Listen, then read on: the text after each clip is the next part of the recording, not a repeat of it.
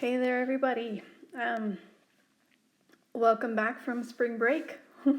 I hope you enjoyed it. This is kind of a weird time for the world where we're getting some different stuff figured out. So, welcome to some online math coursework. Please feel free to email me if you have any questions, or on Canvas, I've put a tab on the left called discussion. So, if you want to put something on there, a classmate could help you out, or I could, or whatever you want. But my email is this. So feel free to email me if you have any questions or concerns or want to go over anything together. In this new unit, we're going to be talking about some cool things that we know about triangles. So first off, we're going to classify them. And there's two ways we can classify triangles. We can use their angles, or we can classify them by the lengths of their sides. So before we jump into the angles, I want to remind you that we know that if we had an angle that looked something like that, we would call it obtuse. And if we had an angle that looked something like this, we would call it acute. And if we had an angle that's not as accurate as it could be, like that, we would call that a right angle. All right, so we're going to use this idea to create or to name some triangles based on their angles. Now, before we do, I think it's worth, after I pose this question, pausing the video and thinking about this for a second. So I want you to consider if you could make a triangle that has two right angles. And after thinking about that one, could you make a triangle that has two or more obtuse angles? Okay. So supposing that you paused and thought a little bit about that, you may have come to a conclusion. So let's take a look at what we've got here. If a triangle has three acute angles, it has the name acute. If a triangle has one obtuse angle, then what's the classification of the other two angles? So here's the angle that's obtuse. What would you say this one is? And that one. Those are acute angles, right? So even though it has some acute angles, we're going to name it based on the one big angle, the obtuse angle. Okay, here's a right angle, a 90-degree angle here, and then look, these other two angles, they are both acute, but we're not going to call this an acute triangle, we're going to call it a right triangle. Okay, so I want you to notice that in all three circumstances, the triangles had at least two acute angles. Only in one situation did it have all three acute. That was in that one on the far left that we're calling acute. There is one special triangle that has three acute angles, and if they're all the same measure, if all these three angles are all the same, then this is called an equiangular. Isn't that such a great word? Equiangular triangle. Okay, this is where all three angles have the exact same measure. That word doesn't get thrown around very much, but nevertheless, it is true. So now what we're going to do is name, or we're going to classify the triangles that they're describing to us by the angles. So first we'll do triangle CDE, and I'm just going to use this to highlight it. Triangle CDE, it has a right angle there, so I'm going to call that one right. Okay, then we have triangle BCE. Triangle BCE is this one. And it appears to me that the angle right there, it looks acute. Yeah, or sorry, not acute. My bad. It looks obtuse. So I'm going to call that one obtuse. All right, then we're talking about triangle ABE. This one, they're all marked. So this is where they're all congruent. Do you remember the name for that one? equiangular. And I'm not 100% sure that that's the correct way to say it. Equiangular. I could try and look it up, but I haven't done that. I think it is just a plain old weird word. Okay, triangle BDE. That's this one. The largest angle here is that guy, bigger than 90 degrees, so this one is also obtuse. And finally we have triangle CFE right there. Okay, I can see that this angle is less than 90, and I think the other two are as well, so I'm going to call this one acute. Now, you could take like a piece of paper that has a 90-degree angle on the side. Any regular piece of paper does, like the piece of paper you are writing this on probably, and you could hold it up to the angles, and that's a good way to just give it a guess if it's less than or greater than 90 degrees. But to be a good geometry diagram, if it is exactly 90 degrees, it should have that 90-degree mark. Yeah. Okay, so that's how we classify triangles based on angles. My big tip for you there is to look at the largest angle. That's how you want to name it. Based on the largest angle.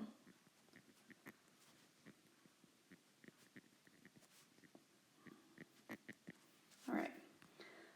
Now we're going to classify by sides. So over here we have 3 congruent sides. All 3 sides have the same length. So if this guy was 5, those two would be 5 as well. If it was 4, they'd all be 4. If it was 25, they'd all be 25. So this is called equilateral. So it's kind of like this one over here. We have 3 congruent parts, and they both start with the equi portion, right?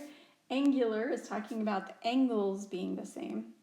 Equilateral is talking about the sides being the same. Okay, so when they use that word lateral, you can think of sides. I don't know if you're into weightlifting or something and you do lateral raises. Are those raises to the side? Maybe, I don't know. That could be one way to tie it together. If that's true. I'm afraid I'm not a weightlifter, so I don't 100% know. Okay, if we have a triangle that has 2 congruent sides, do you know the name of this one? It is isosceles, which is kind of tricky to spell. It sort of looks like isosceles. But anyway, I'm not going to mark you off for spelling, but that's how it goes. So it has 2 sides that are congruent. The third side isn't necessarily. And then we have no congruent sides. Do you remember the name of this type of triangle? It is scalene. Scalene. When no sides are congruent. Okay, so we're going to use this diagram to classify each triangle by its sides. So let's look at triangle JKM. That's this whole big one. They have not given any indication that any sides are congruent, so I'm going to go ahead and go with scalene on this. Then we have triangle KLN, this one right here.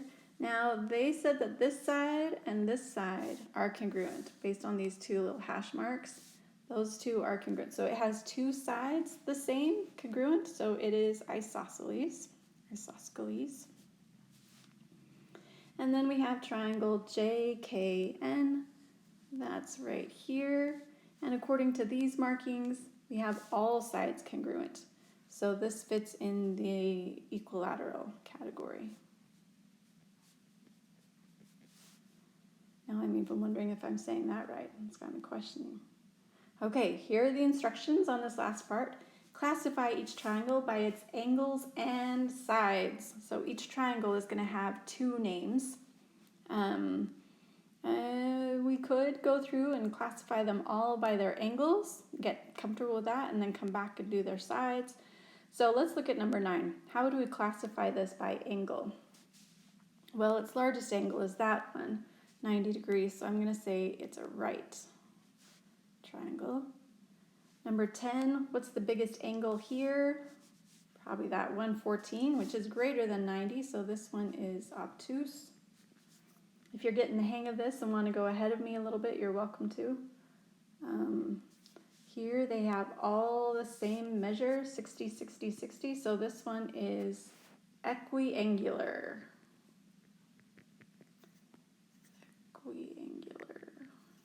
Equiangular? I don't know. Okay, over here, they didn't really tell us anything about the angles here. We don't know if they're the same or different, but I can tell you, and I'm sorry that I don't have a proof for you on this right now, but I can tell you that if the side lengths are all different, then the angles are all different. That would require different stuff going on there. So this one is going to be acute. Based on its appearance, they all look like acute angles, so we're going to say acute. Okay, number 13, what are you thinking here?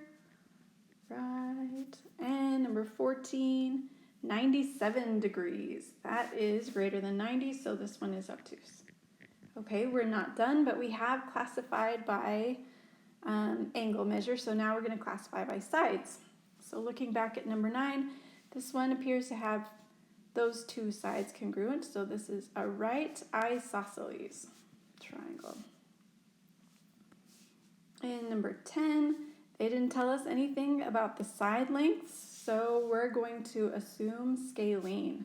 They didn't give us any marks indicating that anything was the same, so we're going to assume they're all different. This one, all the sides are 7 centimeters, so not only is this equiangular, it is equilateral.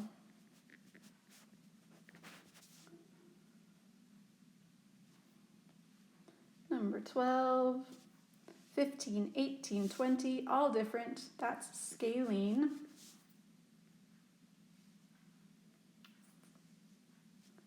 This one appears to be all different too. At least they didn't tell us otherwise. So also scalene.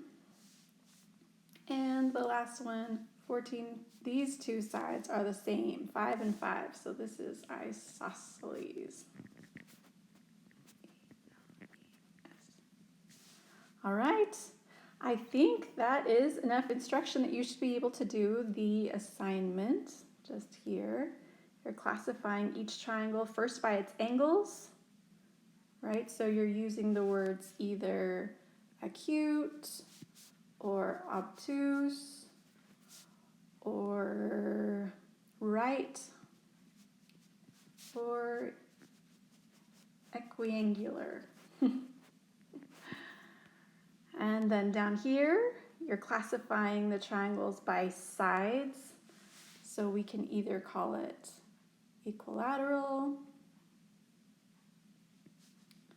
or isosceles, or what was the other one? Scalene. And then finally, for these last, is it just 2 problems? For the last 5 problems, we have to classify it by its angles and sides, so it will have both names, right? Like obtuse isosceles, right? Something like that, okay? Angles and sides. All right, then this is our first homework assignment for real. Those of you who were there on the Friday before we got out for spring break, you had a chance to practice turning in an assignment through Canvas. If you're running into any trouble, please let me know.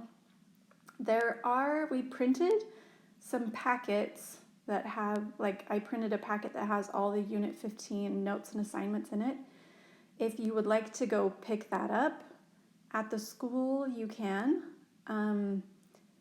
It might be a good idea to call them first to find out when you can get it. I know that students on Wednesday, March 25th, are picking up Chromebooks at the school, and they are assigning when you would come to get the Chromebook based on the alphabet, the letters of your last name, I guess. So I don't know the details about any of that. I'm assuming you've seen an email regarding what to do there, but please let me know if you have any questions. Feel free to email me.